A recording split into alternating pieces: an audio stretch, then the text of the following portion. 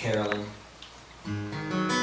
She always wished she was called Aunt Caroline. So if y'all want to come over to Riverside Convalescent Center tomorrow about 2 o'clock. I'm not going to do any of these songs. I'm going to be doing like I see trees of green, red roses too. I see them bloom. You'd probably rather I did than you. But this is a song,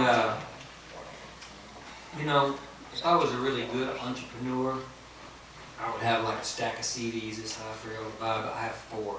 I'm going to give you one because she bought extra tickets for like anybody that might want to come. Oh, really? It's all a technicality. It was a better story than me. All the details. Fine print.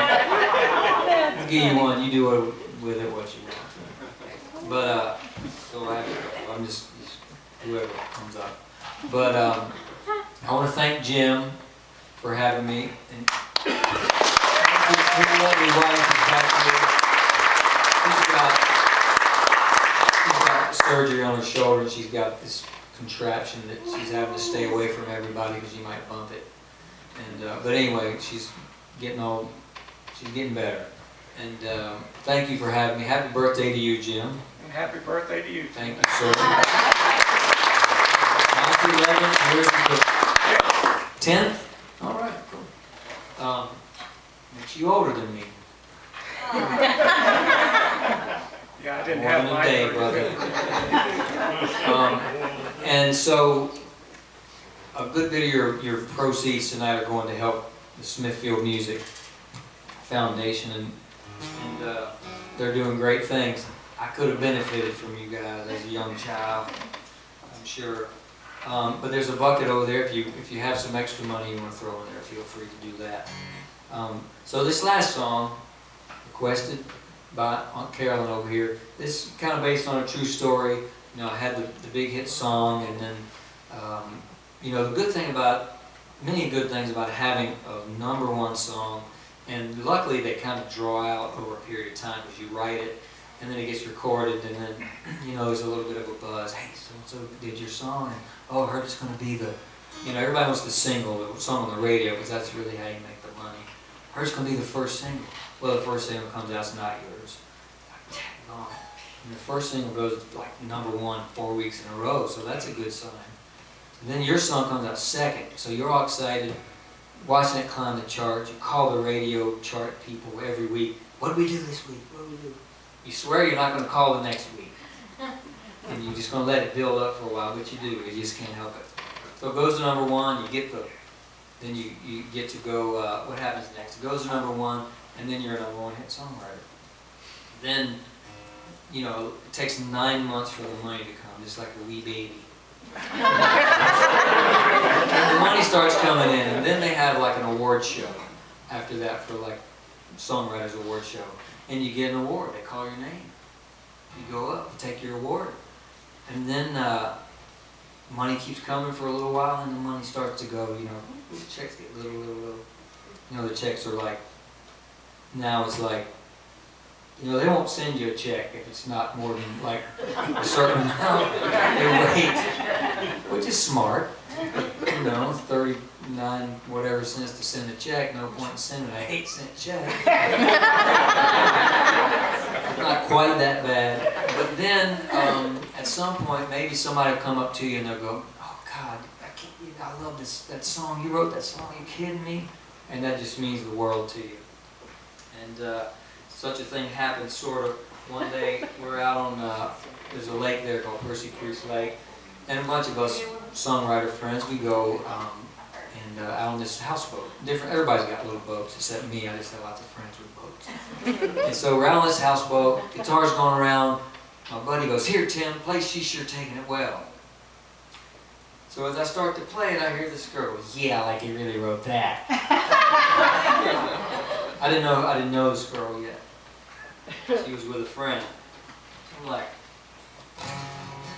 start playing it, and she starts crying. It's like, I don't know why, but she starts crying. And afterwards, she comes up to me and she goes, "Oh my God, I can't believe you wrote that song." I'm like, "Well, yes, I did." Sitting there with my bathing suit that's like, you know, outdated by about 10 years. Yes, I did. And so that was my favorite song in high school. My boyfriend, he's telling me this whole story. I wrote it with 2 other guys, but they were not there at the time. I got all the glory. Well, and as I was telling people about this, in the days after, I'm like, man, it just felt like Elvis. It was like, and Elvis, like every time a girl walked by, for no reason really, they just come up to him and be like that. I'm like, man, I couldn't deal with that. Maybe I know I wouldn't use it for good. I'd use it for evil purposes. But anyway, so I wrote a song called "One Elvis Moment" from that little episode. And the young girl Mary that's in this song, she just had a baby this past week, actually. Not mine. So here it goes, and thank you all.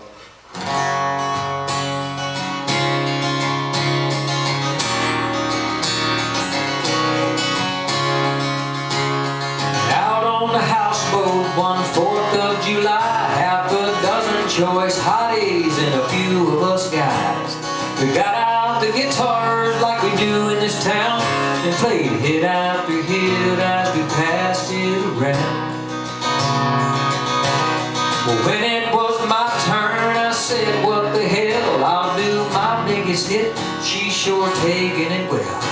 Well, I started the intro. I heard from the back row some cute little thing say, "You're right, like you really wrote that song." Well, there was young Mary, not yet 25. Hell, when that song was out, she was learning to drive. She just left her boyfriend and broken his heart. And when I got to the chorus, she fell all apart. Well, that was my one Elvis moment, my day in the sun. I was so much more cooler than anyone. Yes, she was sitting there crying with her head in her hands. I was stuck with a smile that said, "Now who's the man?"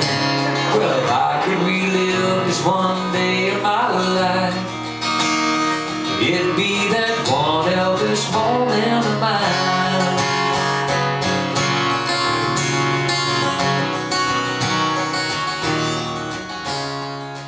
Well, when I finished singing, she said through her tears, "You wrote all those lyrics I loved all these years." Well, I looked at her shyly, then I said, "Thank you kindly." Well, hell, I wrote the whole melody too.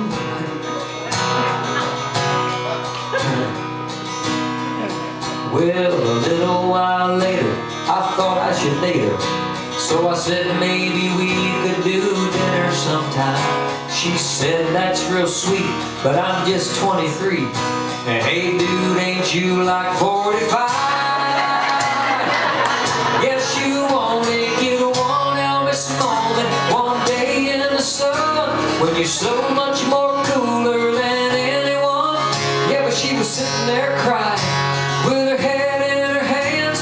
I was stuck with a smile that said, "Now who's the man?" Well, if I could relive this one